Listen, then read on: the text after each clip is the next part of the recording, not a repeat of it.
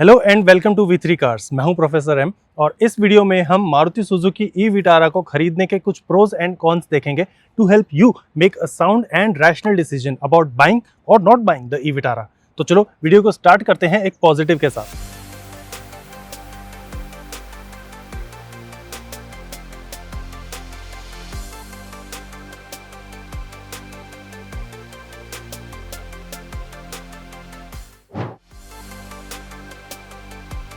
सबसे बड़ा जो पॉजिटिव पॉइंट है ई विटारा के पास वो है इसके साथ जुड़ा मारुति सुजुकी का नाम। That name alone brings with it a lot of trust in terms of the overall ownership experience that you can expect। Maruti का सेल्स नेटवर्क इतना ज़्यादा बड़ा है कि ऑटोमेटिकली गाड़ी को शोरूम फ्लोर पर विजिबिलिटी मिल जाएगी even from non EV buyers. फिर गाड़ी का सर्विस नेटवर्क इतना बड़ा है कि आपको कभी खराबी आने पर या सर्विस कराने में ज़्यादा प्रॉब्लम नहीं आएगी।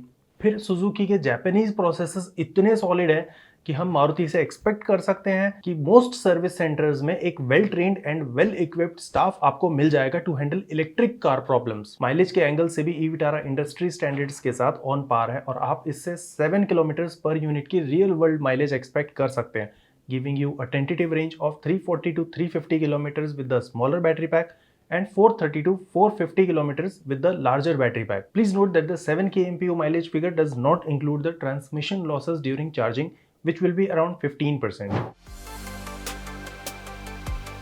यूं तो मारुति का और सुजुकी का नाम ई विटारा के साथ जुड़ा है तो हम एक्सपेक्ट कर सकते हैं कि इनमें रिलायबिलिटी के उतने ज़्यादा प्रॉब्लम्स नहीं आएंगे जितना शायद और इलेक्ट्रिक कार्स के साथ में आपको एक्सपीरियंस करने पड़ सकते हैं। और ऐसा ही हमको देखने को भी मिला। During the several hours we spent with the car we didn't encounter a single bug or error on the screen. It behaved as reliably as I would expect a typical modern Maruti Suzuki car to behave. And that is a rare thing for an electric car, क्योंकि काफ़ी often नई name plate वाली electric cars में हमको कुछ defects दिखाई दे जाते हैं which are often chalked off as being specific to that car or something associated with a pre production car. E Vitara के साथ ऐसा कुछ भी हमें देखने को नहीं मिला। It felt like a very mature product through and through.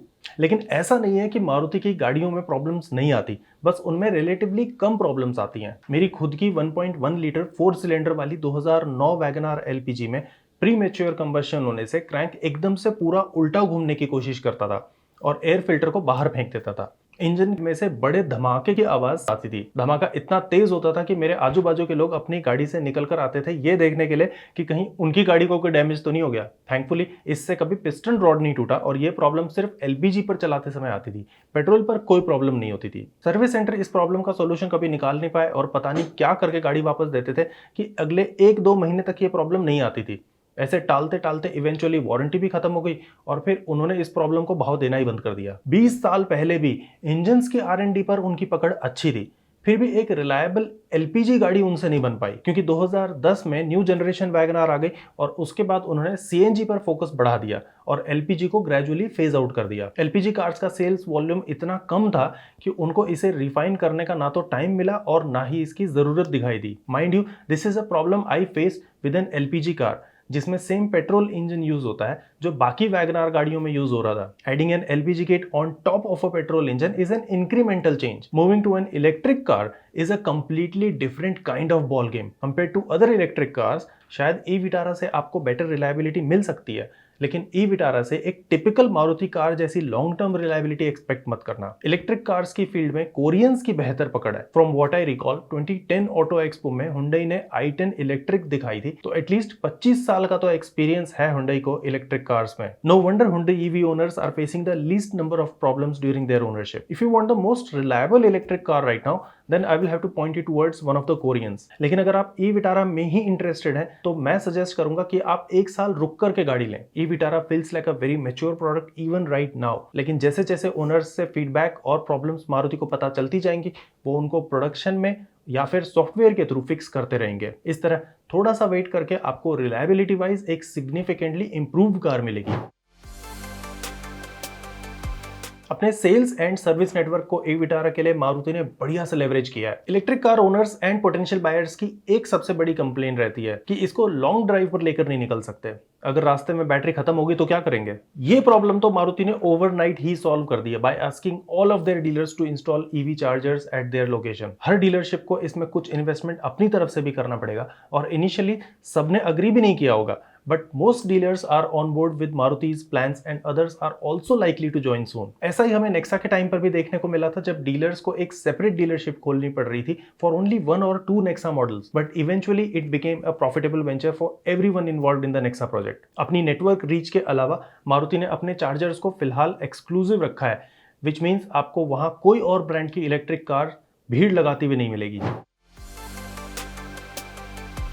Maruti की गाड़ियों में नॉर्मली हमको अजीब और गरीब चीजें दिखाई नहीं देती हैं, लेकिन ई-विटारा में इनकी भरमार है। जैसे कि ट्रिप कंप्यूटर को रीसेट करना है तो एक लंबे चौड़े मेन्यू सिस्टम से गुजर कर ये सेटिंग मिलेगी। अगर सीट वेंटिलेशन को एडजस्ट करना हो तो मेन्यू ज्यादा गहरा नहीं है, लेकिन टच स्क्रीन कंट्रोल्स और उसके साथ साथ ग्राफिक एनिमेशंस इस प्रोसेस को भी काफी लंबा बना देते हैं। नॉर्मली जहां इलेक्ट्रिक कार्स में बोनेट के नीचे स्टोरेज स्पेस मिल जाती है, ई-विटारा के बोनेट के नीचे हमें ऐसा कुछ नहीं मिलता और यहाँ इतनी ही जगह है जितनी एक नॉर्मल इंजन वाली गाड़ी में बोनेट के नीचे होती है। इंजन बे में ही वॉशर फ्लूइड लेवल मेजर करने के लिए डिपस्टिक भी दिया है, as if they expect us to keep a tab on the washer fluid level and maintain it within a specific range. जहां ज्यादातर गाड़ियों में आपको छोटी खुलने वाली सनरूफ मिलती है या फिर एक बड़ी पैनोरामिक सनरूफ मिलती है या फिर बड़ी फिक्स्ड ग्लास रूफ मिलती है, यहाँ ई-विटारा में आपको एक छोटे ग्लास वाली फिक्स्ड रूफ मिल रही है। सेकंड रो में स्लाइडिंग के साथ साथ 40-20-40 स्प्लिट फोल्डिंग सीट बैग्स हैं और सेकंड रो आर्मरेस्ट को यूज करें तो उसकी खिड़की में से डिक्की का सामान दिखाई देने लगता है। लास्टली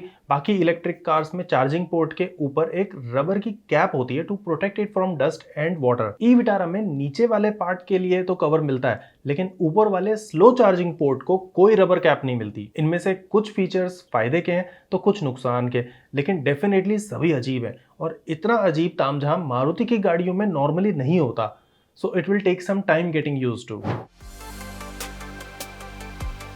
एडास एक थोड़ी टेढ़ी खीर है।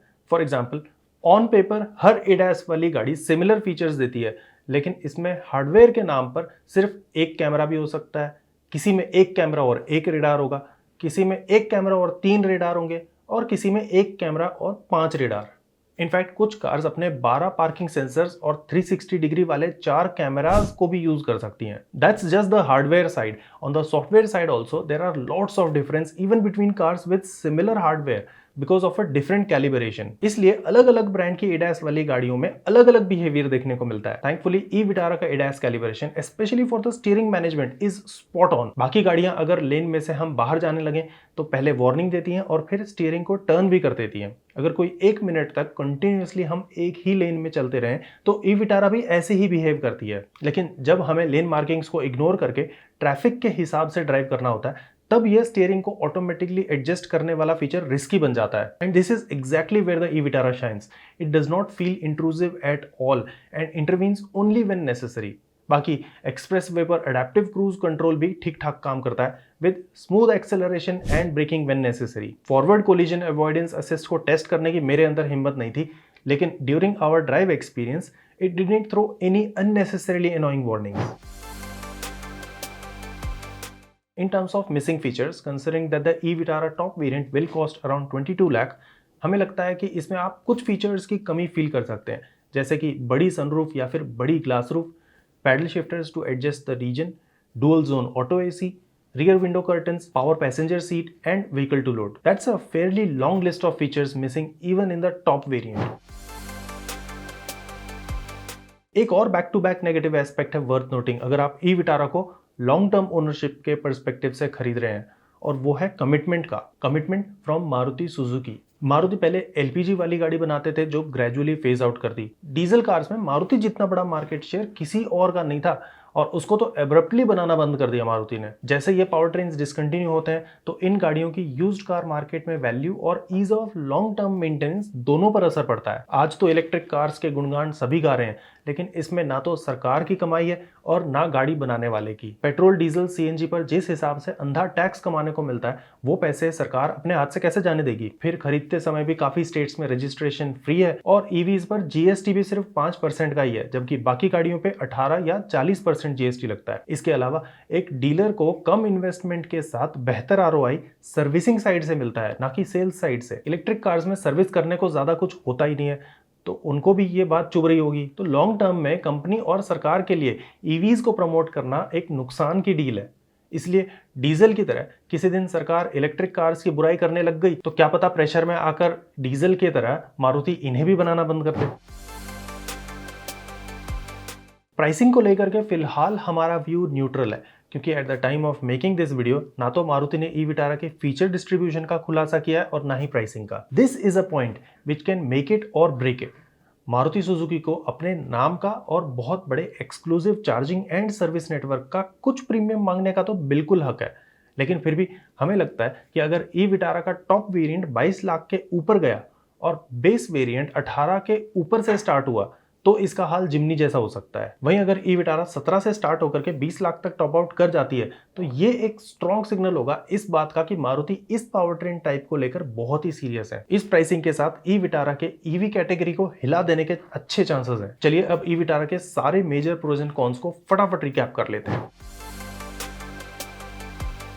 जहां एक तरफ आपको ई विटारा के साथ मारुति का नाम और एक रिलेटिवली स्मूथ ओनरशिप एक्सपीरियंस मिलने के बेहतर चांसेस हैं, वहीं दूसरी तरफ मारुति के इलेक्ट्रिक कार्स को लेकर लॉन्ग टर्म कमिटमेंट पर फिलहाल कोई क्लैरिटी नहीं है। अगर इसका टॉप मॉडल 20 लाख एक शोरूम तक आ जाता है तो हम कमिटमेंट की तरफ से निश्चिंत हो जाएंगे, लेकिन फिर भी considering that this is a completely new kind of power train from Maruti Suzuki, आपको कुछ बग्स एंड डिफेक्ट्स के लिए मेंटली प्रिपेयर्ड रहना पड़ेगा। यहाँ एडैस का कैलिब्रेशन बहुत ही बढ़िया है, लेकिन कुछ फीचर्स की आप कमी फील कर सकते हैं जो कि इवन टॉप वेरिएंट में भी अवेलेबल नहीं है। In many aspects it feels like a typical Maruti car, but once you look at the quirks you will realize that it's very un-Maruti in some areas. I hope you found this information valuable enough to help you with your e-Vitara buying decision. I read every single comment received in the first few days. तो आपको इस video में क्या अच्छा लगा और क्या बुरा हमारे साथ प्लीज कमेंट्स में जरूर शेयर करें। Thanks for watching this video. For more details आप हमारी वेबसाइट www.v3cars.com पे भी जा सकते हैं या हमें फेसबुक और इंस्टा पे फॉलो करें। सभी लिंक्स वीडियो के डिस्क्रिप्शन में अवेलेबल हैं।